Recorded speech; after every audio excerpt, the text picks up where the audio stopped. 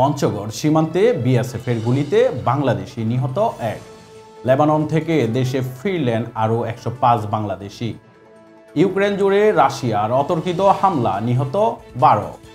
Donald ট্রাম্পের সমালোচনায় কিউবার সরকার। পাকিস্তানকে উড়িয়ে এশিয়া কাপের ফাইনালে বাংলাদেশ। গ্লোবাল সুপার লিগে লাহোরকে হারিয়ে ফাইনালে রংপুর। আসসালামু আলাইকুম, মাস্টার মিডিয়ার দুপুরের সংবাদে সবাইকে স্বাগতম জানাচ্ছি। আমি ইয়াসিন হীরা। এতক্ষণ শুনছিলেন সংবাদ শিরোনাম, এখন বিস্তারিত।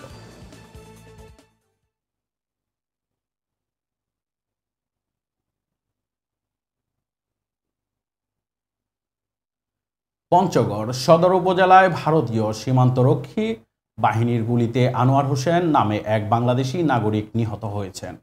শুক্রবার ভোরে সদর উপজেলার হারিবাসা ইউনিয়নের মমিনপাড়া ও ভারতের সিংপাড়া সীমান্তের মেন পিলার 751 এর 8/9 নম্বর সাব পিলারের মাঝামাঝি এলাকায় তাকে গুলি করে হত্যা করা হয়। এমন নির্মম হত্যাকাণ্ডকে কেন্দ্র করে এলাকাটিতে বেশ চাঞ্চল্যের সৃষ্টি হয়েছে। চট্টগ্রাম নগরে একটি বাসায় ঢুকে ডাকাতি করতে গিয়ে ধরা পড়েছেন পুলিশের এক এএসআই সহ 6 জন। ধাওয়া খেয়ে পালানোর সময় এএসআই সহ 6 জনকে ধরে ফেলে স্থানীয় বাসিন্দারা। বৃহস্পতিবার রাতে নগরের বাকলিয়া থানার কল্পলোক আবাসিক এলাকার একটি ভবনের 9 তলার একটি বাসায় 16 জনের একটি ডাকাত দল 8 ভরি স্বর্ণালংকার ও 35,000 টাকা লুট করে। আরও দেখুন ভিডিওতে। যুদ্ধবিধ্বস্ত লেবানন থেকে আরও 105 বাংলাদেশি নাগরিক দেশে ফিরেছেন। বৃহস্পতিবার রাত 11টায় এমিরেটস এয়ারলাইন্সের ফ্লাইট করে ঢাকার বিমানবন্দরে পৌঁছালে তাদের অভ্যর্থনা জানান পররাষ্ট্র মন্ত্রণালয়, প্রবাসী কল্যাণ ও বৈদেশিক কর্মসংস্থান মন্ত্রণালয় এবং আন্তর্জাতিক অভিবাসন সংস্থা এর কর্মকর্তারা। আরও দেখুন ভিডিওতে। ইউক্রেন জুড়ে রাশিয়ান বাহিনীর অতর্কিত হামলায় অন্তত 12 জন নিহত হয়েছে। শুক্রবার কাতার ভিত্তিক সংবাদ মাধ্যম আল জাজিরার অনলাইন প্রতিবেদনে এই তথ্য জানানো হয়েছে। ইউক্রেনের স্থানীয় এক গভর্নর জানিয়েছেন, দক্ষিণ পূর্বাঞ্চলীয় জর্জিয়ায় রাশিয়ায় হামলায় নিহত হয়েছে 10 জন। গভর্নর ইভান ফেদোরভ বলেছেন, শুক্রবার রুশ হামলায় একটি গ্যারেজ ও সার্ভিস স্টেশনে আগুন লাগে।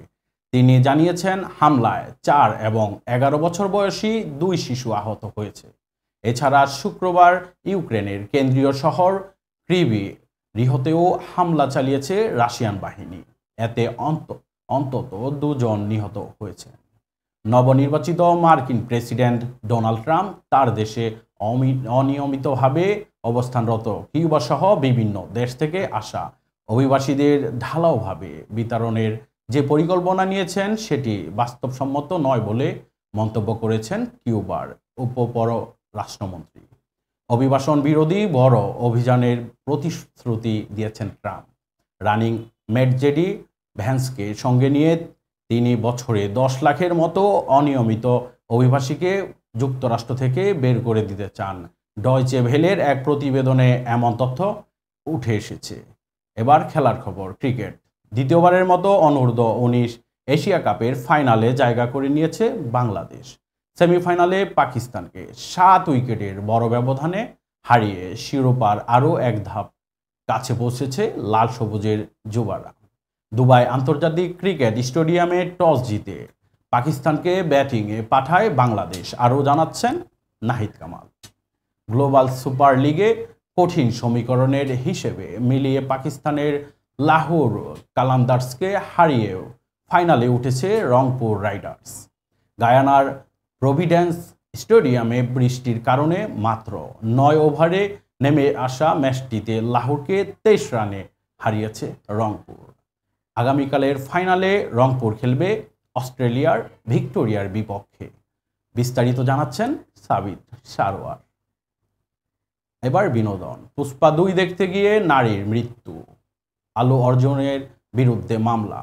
হায়দ্রাবাদে পুষ্পা 2 ছবির প্রিমিয়ামে পদদলিত হয়ে এক নারীর মৃত্যুকে কেন্দ্র করে মামলার জালে ফাঁসলেন প্যান ইন্ডিয়া তারকা আলু অর্জুন।